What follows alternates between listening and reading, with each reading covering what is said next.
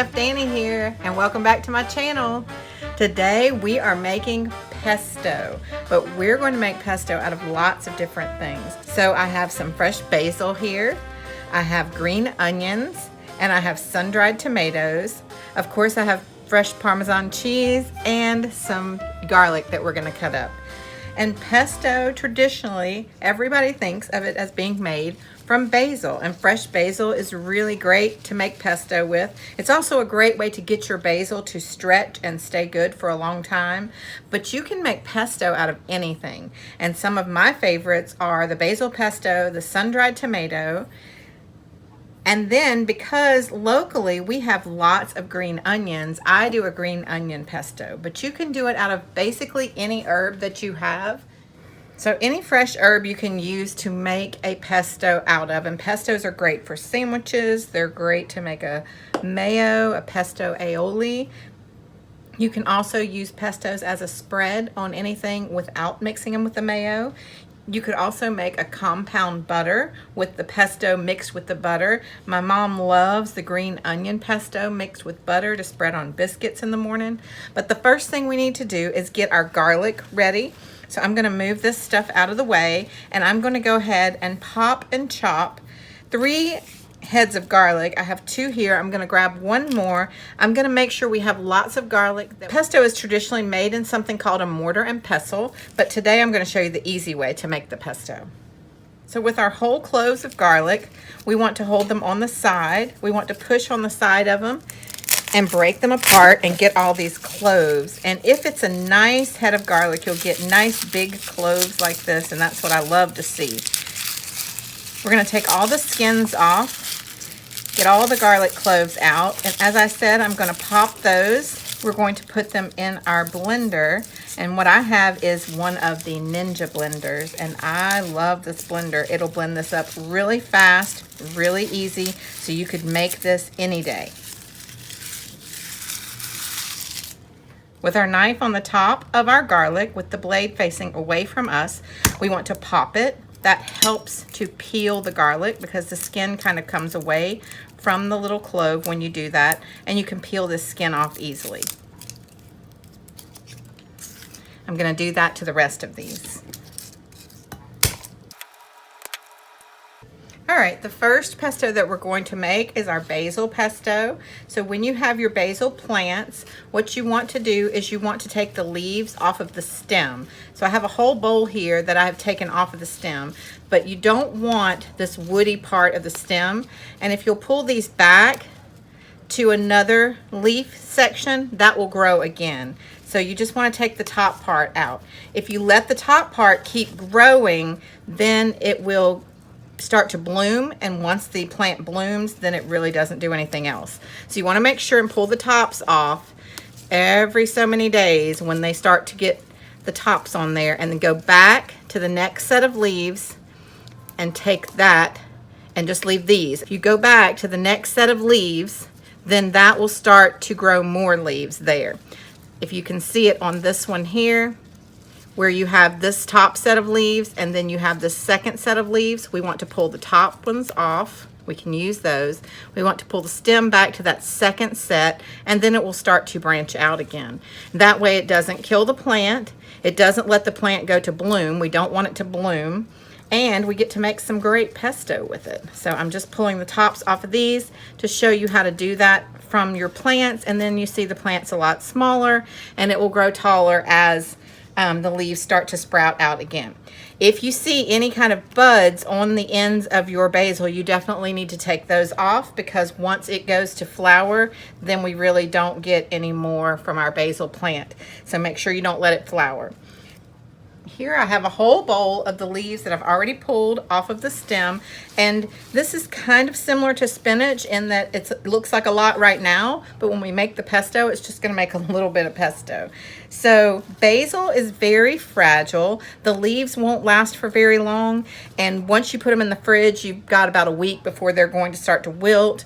You can throw the fresh basil leaves just directly into the freezer in a Ziploc bag, and they'll freeze like the leaves, and then when you go to use them in a sauce or anything, you just crumble them into there because they're frozen. But the best way, in my opinion, to make them last longer is to make this pesto. And I'm going to show you how easy that is.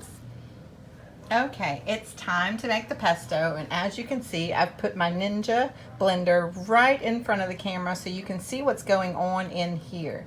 A lot of times when people show you how to make the pesto, you really can't see what's going on in there, and I want you to see inside of that blender and see what we're mixing. So the first one we're going to start with is our basil. So we're going to put our basil leaves into the blender, and it's going to look like a lot, but when it blends up, it's not going to really be that much. Just kind of shove them down in there. I will insert a picture of what blender this is from Ninja so that you can see what blender this is. I really love this blender. It does so many things. So I'm going to go ahead and put the lid on. I'm going to blend this for just a second so that you can see that it's going to break down. Okay, once it starts to break down, we want to add the rest of it, and you can see where some of the leaves got stuck in there, but that's okay. We're going to put the rest of the leaves in here, I hope.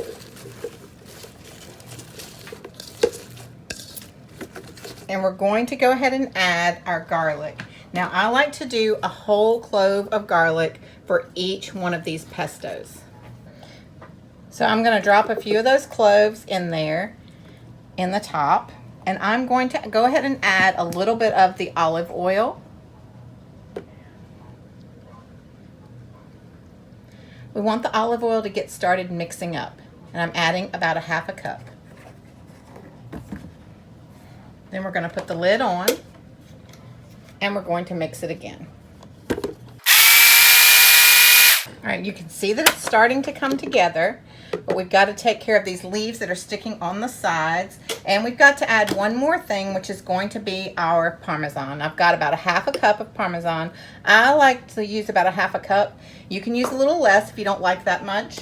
But what I want to say at this point is this is also when you would add the nuts. Now, I'm not adding any nuts. Normally, traditionally, it's pine nuts. But you could also use pecans or walnuts.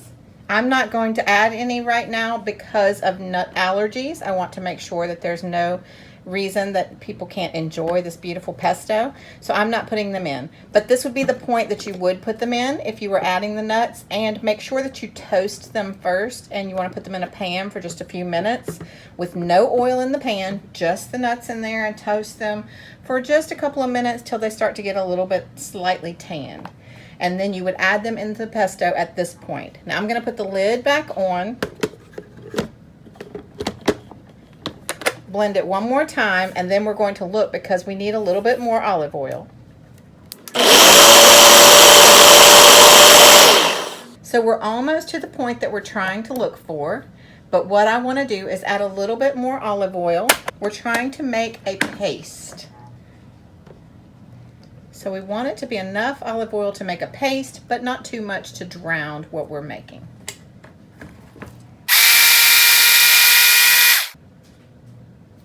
All right, our pesto is basically done. The only other thing we need to add to it is a little bit of salt and pepper. I'm going to show you a shot of what that looks like in here. A couple of good pinches of salt. And then, of course, fresh cracked pepper.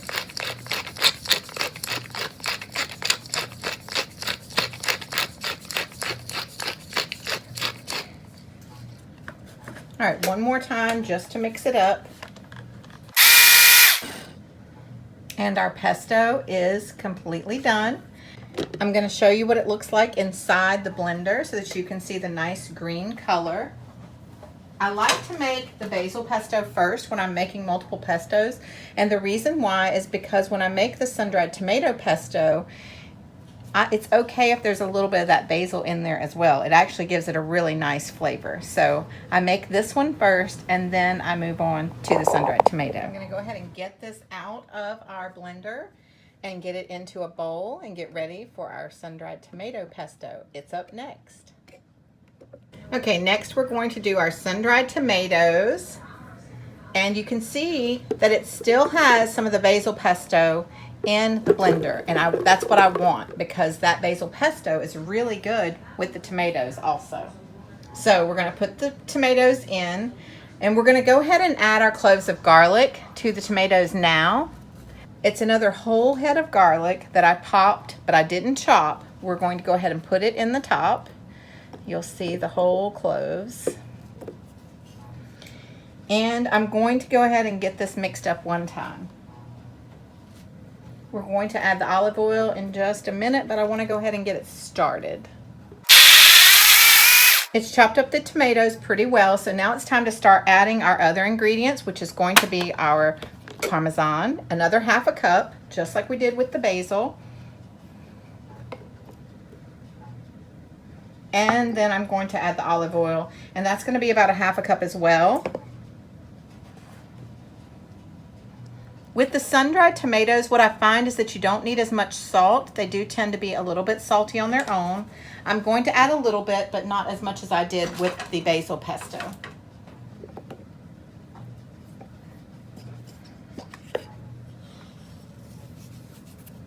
And definitely we're going to add some cracked black pepper. Now in my next video, I'm going to do a video all about what we can do with these pestos. So I can show you lots of different ideas once you get the pesto made, what you'll be able to do with it. And there's so many sauces and butters and creams and things that you can make with all of these pestos. So I want to share that with you in our next video. I'm going to add just a little bit more olive oil. I'm going to pour it into the spout. That's one good thing about this blender. It does have an opening, so you can add that without having to take the whole lid back off again. So I'm going to add a little more. The tomatoes are a little harder to break down, obviously, than the leaves are of the basil, but they make a great pesto. One more time, I'm going to add just a little more oil. You see what's happening at the bottom here? This is what we want our pesto to look like. What's happening at the top is this is not adding in yet, so we need to get it all to incorporate and add in. And so you're going to have to judge the amount of oil that you use based off how much sun-dried tomatoes you have in there.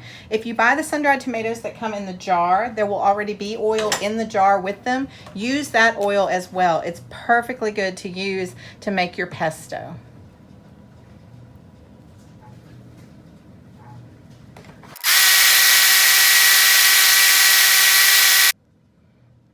Our sun-dried tomato pesto is completely mixed up. You could add the pine nuts to this one as well, or pecans or walnuts or any kind of nut that you have.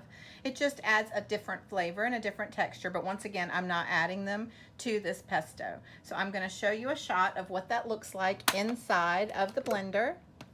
And at the end of the video, I'm going to show you all of the pestos together so you can see exactly what they all look like. All right, it's time for our last and final pesto, and that is going to be the green onion pesto. So what I do is cut the green onion with kitchen shears right over the top of the blender. We want to cut it all the way down to the white part of the green onion.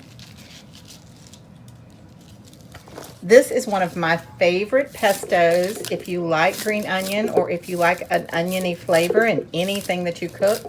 This is a great addition to grits, to mashed potatoes. It's a great addition to any sandwich.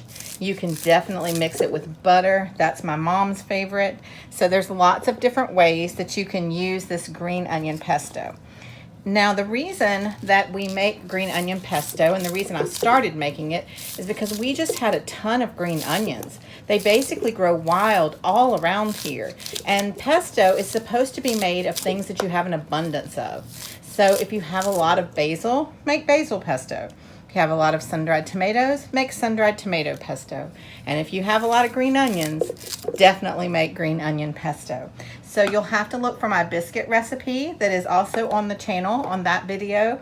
If you do this green onion pesto and add a little bit of that into the biscuits when you make them, they are delicious. So try that out for sure. The next thing I want to do with my green onion pesto is go ahead and add in our cloves of garlic. And this is another whole head of garlic that I just got the cloves. I popped the cloves, but I did not chop them because we're going to chop them up in the blender, so I didn't need to chop them up. I'm going to go ahead and add just a touch of olive oil to get it started mixing.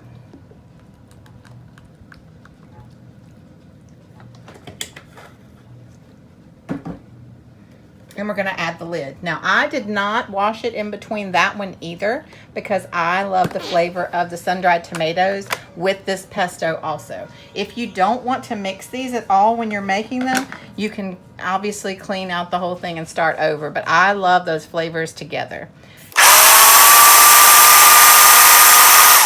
I'm going to go ahead now and add our Parmesan cheese. The one thing I want to caution you about when it comes to making the green onion pesto, if you over mix this pesto, it tends to get a really funny texture. So you definitely don't want to over mix the green onion pesto.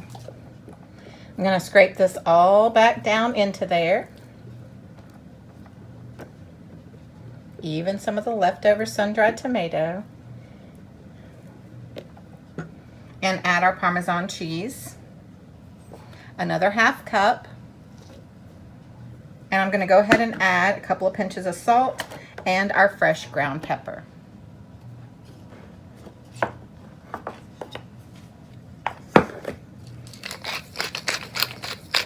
And we're going to give it one more blend with just a little bit more of the olive oil. Altogether, it's going to be a ½ cup of olive oil for this one as well. And you can see that the green onions break down kind of like the basil, that you put a lot in there and it looks really full. And then when you mix it all up, it's not a lot left.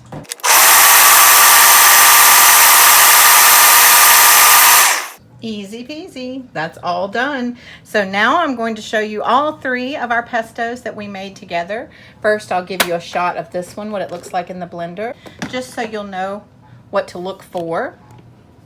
All right, we have our 3 pestos here. We have our sun-dried tomato pesto.